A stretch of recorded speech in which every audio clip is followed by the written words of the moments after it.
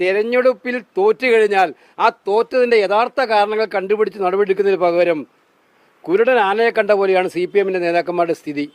എന്നിട്ട് എനിക്ക് വലിയ തമാശ ഒന്ന് AK ബാലൻ്റെ ഒരു പ്രസ്താവന ഇന്ന് കണ്ടു. തനി വർഗീയത വിളമ്പുന്ന പ്രസ്താവന AK ബാലനെ കൊണ്ട് പറയിപ്പിച്ചിരിക്കുകയാണ്. AK ബാലൻ നടത്തിയ പ്രസ്താവനയല്ല, AK ബാലനെ കൊണ്ട് പറയിപ്പിച്ചിരിക്കുകയാണ്. ഇവിടെ ഇപ്പോൾ ആലപ്പുഴയിൽ SDPIയുടെ സഹായത്തോടുകൂടി മുനിസിപ്പൽ സ്റ്റാൻഡിംഗ് കമ്മിറ്റി ചെയർമാൻഷിപ്പ് നേടാൻ CPM പരസ്യമായി നടപടിയെടുത്തിരിക്കുകയാണ്.